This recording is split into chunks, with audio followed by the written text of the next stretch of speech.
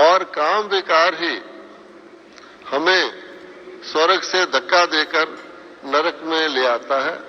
सभी शास्त्रों में लिखा हुआ है, ईसाइयों के बाइबल में भी लिखा हुआ है कि एडम और ईव ने कोई मिस्टेक किया जिससे उनको पैराडाइज से धक्का दे दिया गया।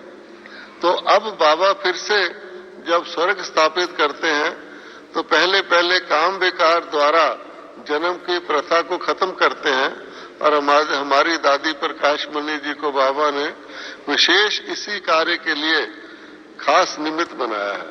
तो परंतु आप देखिए काम विकार का नुकसान क्या है।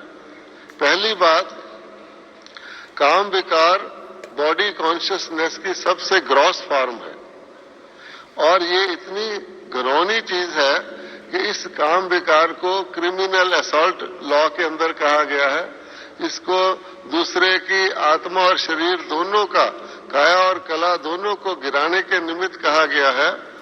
काम विकार वाला व्यक्ति कभी ज्ञान धारण नहीं कर सकता। अगर ज्ञान ऊपर ऊपर से धारण करता भी है तो आप नोट कर लें कि काम विकार वाले आत्मा को अति इंद्रिय सुख की अनुभूति कभी नहीं हो सकती, क्योंकि ये इंद्रियों का सुख है, अल्पकालिक क्षण भंगुर काग विष्टा समान।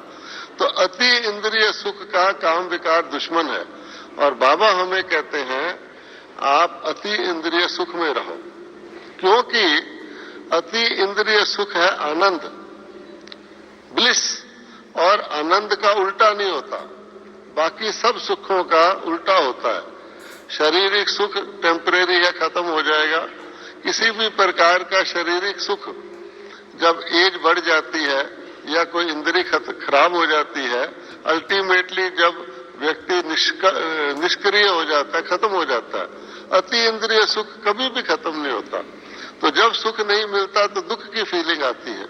इसलिए शारीरिक सुखों का उल्टा दुख है, जैसे शांति का उल्टा अशांति है। लेकिन ब्लिस, ब्लेसिंग या आनंद या अति इंद्रिय सुख एक अजीब तरह की आत्मिक अनुभूति है। इसलिए आपको अब हम बताते हैं कि हर विकार को जीतने का फायदा क्या है। ठीक है, अगर आप काम विकार को जीतेंगे तो आप सारी दुनिया की आत्माओं से अलग होकर अति इंद्रिय सुख के झूले में झूल सकते हैं। आपको और इंद्रियों के सुख फीके लगने लग जाएंगे, मान का सुख, शान का सुख, धन का सुख, पद का सुख, संसारिक, क्योंकि आप अति इंद्रिय सुख में हर वक्त झूल रहे हैं। ठीक है, बाबा ने अभी भी मुरली में कहा था गुजरात वालों को कि एक यादगार चला आता है कि हर गुजरात के घर के बाहर झूला होता है और गुजराती लोग रास बहुत अच्छी करते हैं। तो रास अपनी मिलाना, दूसरे से राशि मिलाना, आध्यात्मिक स्नेह देना, दूसरे की वेल विशर बनना, ये तभी हो सकता है अगर हम इसको जीतते हैं। क्रोध को जीतने का फायदा ये है कि जो आग थी, जो जलाने वाली आग है, अगर आप क्रोध को जीत लेते हैं तो वो उमंग उत्साह का रूप धारण कर लेती है। आप देखेंगे कई आत्माएं बहुत उमंग उत्साह में रहती है, टायरलेस, थकती नहीं है। उसका कारण क्या है? मान लो लोग दादी जानकी जी के लिए कहते हैं और भी कईयों के लिए कहते हैं कि लगातार काम करते रहते, पता नहीं क्या कारण है, ये थकते ही नहीं है, तो उमंग उत्साह में रहते हैं। तो बाबा ने कहा हुआ है कि एक तरफ है आलस और बेलापन जो नीचे लाता है, दूसरी तरफ है उमंग और उत्साह जो सदा आपको उड़ती कला में रखता है। तो आप सोचिए कि बादशाह जो होगा वो धरती पर चलेगा या उड़ेगा? उड़ती कला वाला बादशाह होगा। आजकल के राजा भी प्लेन से, उनके अपने प्लेन होते हैं और सतयुग त्रेता के राजा के पास भी पुष्पक विमान होते हैं। जब हम स्वर्ग का कोई भी सीन बनाते हैं तो विमान के बगैर तो बनाते ही नहीं है। इसलिए अपने आप को उमंग और उत्साह में कायम रखने के लिए क्रोध को जीतना जरूरी है, नहीं तो क्रोध उमंग और उत्साह को पंचर कर देता है। अब किसी का पंचर ही हो जाए बेचारा, क्या उड़ेगा? इसलिए ये फायदा है। उस अग्नि को कन्वर्ट करके आप उसको आत्मिक शक्ति उमंग और उत्साह के रूप में प्राप्त कर सकते हैं। लोभ को जीतने वाला व्यक्ति सदा भरपूर रहेगा, फुलफिल्ड रहेगा वो कभी आइए आइए नहीं, जाइए जाइए करेगा। उसके पास बैठकर दूसरे को भी फुलफिलमेंट की खुशी होगी। अब दादियों के पास लोग आते हैं, इतनी खुशी से, दृष्टि से ही इतना भरपूर, इतना खुशी लेकर जाते हैं। उसका कारण क्या है? वो खुशी उनको धन नहीं दे सकता, करोड़ों रुपया नहीं दे सकता, संसार का कोई पद नहीं दे सकता। जो खुशी उनको इससे प्राप्त होती है, कारण क्या है कि वो लोभ मुक्त है। जैसे भरपूर होता है, सागर भरपूर होता है। तो अगर हमें अपनी आत्मा को भरपूर रखना है तो हमें लोभ को जीतना पड़ेगा। मोह, अपनी फ्रीडम कि मैं एक अलग से आत्मा हूं, मैं अपना प्रोग्राम खुद बनाती हूं, मैं जो चाहे वो कर सकती हूं, उसको करने में कोई सूक्ष्म विघ्न भी ना आए। लोग शारीरिक संबंधों से मुक्ति प्राप्त कर लेते हैं। सन्यासी लोग घर बार छोड़ के भाग जाते हैं कि शायद हम इससे मुक्त हो जाएंगे। बीके लोग भी अपने रिश्तेदारों से तोड़ लेते हैं कि अब हमारा घट गया। जो सरेंडर बीके हैं वो घर छोड़कर भी आ जाते हैं। लेकिन अगर हमारे पास किसी भी चीज का मोह है, किसी भी चीज में लटका हुआ है, वो चाहे किसी चीज में हो, जिसको बाबा आसक्ति कहता है। आसक्ति है तो माया आसक्ति है ना? तो वो आसक्ति हमें खत्म करनी है। नहीं तो आप देखिए, जितना मोह हमारे अंदर छुपा हुआ होगा तो उतना मोह हमारा पुराने संस्कारों में भी रहेगा। जितना लोभ हमारे अंदर छुपा हुआ होगा उतना हमारे अंदर लोभ पुरानी वस्तुओं में भी रहेगा। जितना क्रोध हमारे अंदर छिपा हुआ होगा उतना हमारे अंदर रूठने, मूड बनाने के, ईर्ष्या, ये सब संस्कार रहेंगे। इसलिए इनसे छुटकारा पाना जैसे रावण का दशहरा मनाना है। और अहंकार से जब हम मुक्ति पाते हैं तो सचमुच हम दूसरे को दुआ दे सकते हैं। बाबा कहते हैं ना, दुआएं दो और दुआएं लो। तो दुआएं देने और दुआएं लेने का गेट अहंकार बंद करता है और अहंकार छोड़ने से ये गेट खुल जाता है। अब आप देखिए कि ये जो पांचों विकार हैं, इसकी जड़ फिर वही आ जाती है, एक शब्द, आत्मा अभिमानी, मैंने, पुरुषार्थी, पांच विकारों से मुक्त होने का ध्यान रखने वाला, स्मृति वाला। बाबा को भी स्मृति तभी रह सकती है अगर आप आत्माभिमानी हैं, क्योंकि बाबा आत्माओं के पिता हैं।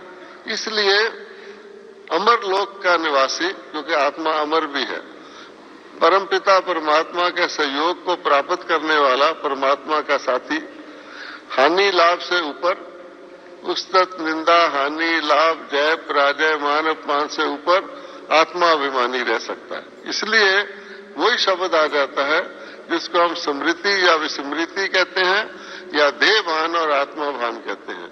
सतयुग और कलयुग दोनों में मेन कंट्रास्ट यही है, देह भान नीचे ले आता है, आत्माभिमान ऊपर ले जाता है। फर्स्ट स्टेप है। इसलिए ये जो है पांचों विकार, ये जो ही देह अभिमान में आएंगे किसी न किसी रूप में घेर लेंगे। तो ब्राह्मण मीन्स मर जीवा, जो पिछले शरीर से मर चुका है, पिछले संबंधों से मर चुका है, जिसका मुंह स्वर्ग की ओर है, जिसका पांव नरक की ओर है। इसलिए हमें केवल एक शब्द हम याद रखें, मैं आत्मा हूं। बाबा हमेशा कहते हैं कि फर्स्ट क्वेश्चन जब आप ज्ञान में आए थे यही था, मैं कौन हूं, और लास्ट क्वेश्चन भी यही होगा, मैं कौन हूं। लेकिन जो मैं कौन के स्वरूप में बैठेंगे वो उड़ जाएंगे, दूसरे कहने के बैठे बैठे कहते रहेंगे मैं आत्मा हूं, मैं शरीर नहीं हूं, मैं, लेकिन उड़ नहीं सकेंगे। इसलिए हमें कर्मातीत अवस्था, मुक्त अवस्था, जीवन मुक्त अवस्था का अनुभव यहां करना है।